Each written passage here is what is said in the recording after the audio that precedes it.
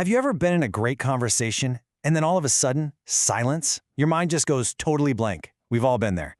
So in this explainer, we're going to dig into why that happens and give you the tools to make sure it never, ever has to happen again. You know that exact moment, right? The chat's going great, everything's flowing, and then you hit a wall of silence. Your mind is just empty. It feels so awkward and uncomfortable. But here's the good news. It happens to every single one of us, and there is a way past.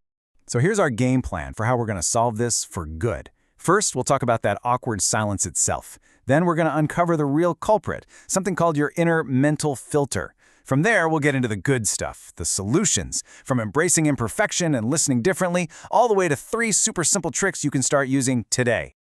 All right, let's dive right into section 1, the awkward silence. We got to talk about this first because it's the problem we all know and, well, dread. That conversational pause that feels like it stretches on for an eternity. Yeah, it doesn't matter where you are. You could be at work, trying to make small talk at school, even at a party where you're supposed to be having fun, and bam, the conversation just dies. It can make you feel so insecure. But here's the thing, the real reason it happens, and more importantly, the solution, it's probably not what you're thinking. So, okay, why does our brain just totally freeze up like that? You might think it's because you're just not interesting enough, or you're shy, or you ran out of ideas. But it's usually none of those things. The real culprit, it's something happening inside your own head. It's this mental filter that's getting in your way.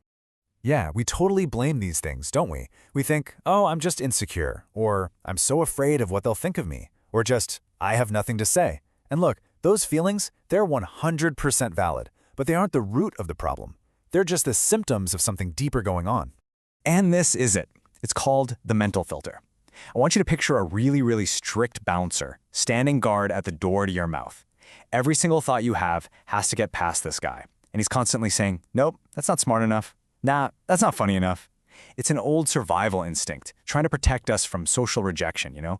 But today, it just leads to silence. So the secret? It's learning how to tell that bouncer to just chill out a little.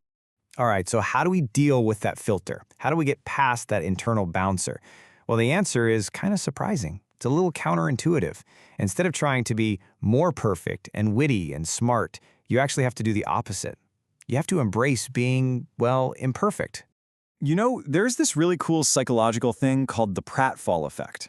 Basically, studies found that when people who seem competent make a small, clumsy mistake, like, say, spilling coffee all over themselves, other people actually find them more likable, not less. Isn't that wild?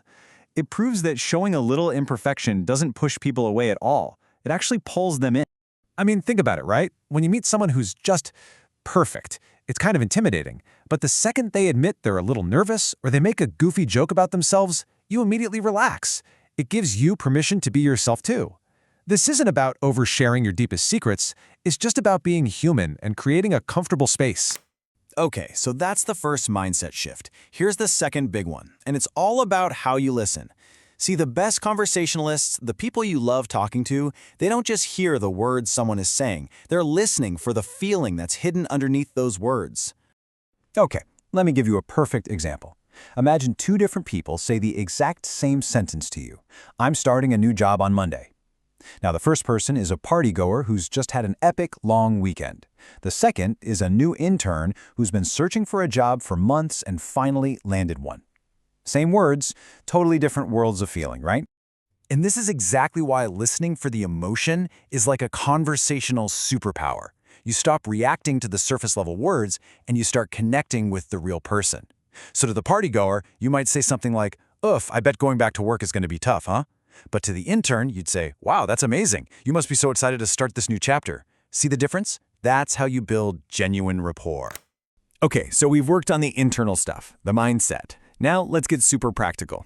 I'm going to give you a toolkit with 3 simple, easy-to-use tricks that you can start using in your very next conversation. Seriously. And hey, before we dive into the tricks, just a quick word for all my fellow introverts out there. Please remember, your introversion is not a weakness. It's a strength. It's a feature, not a bug. I mean, think about some of the most influential people in history. Einstein, Gandhi, they were introverts. Your ability to observe and think deeply, that's an asset. Don't ever forget.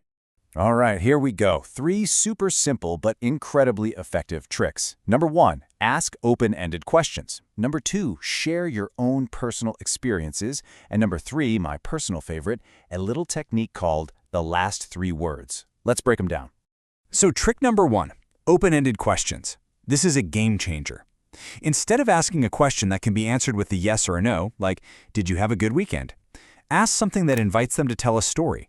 Try, so what was the most interesting thing you did this weekend? See? That opens the door wide open for them to talk, and it takes all the pressure off you to carry the conversation.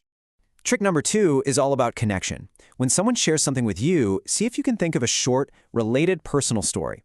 So if they say, my kitchen is an absolute disaster, you could say something like, oh, I totally know that feeling. Just last week, my blender exploded and painted the whole wall. It's like you're saying, hey, we're in the same boat. It builds this instant little bridge between you two.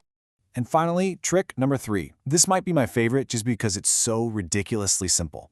When someone finishes a sentence, just take the last few words they said and repeat them back as a question with genuine curiosity. So if they say, I went to a new coffee shop yesterday, you just say, a new coffee shop?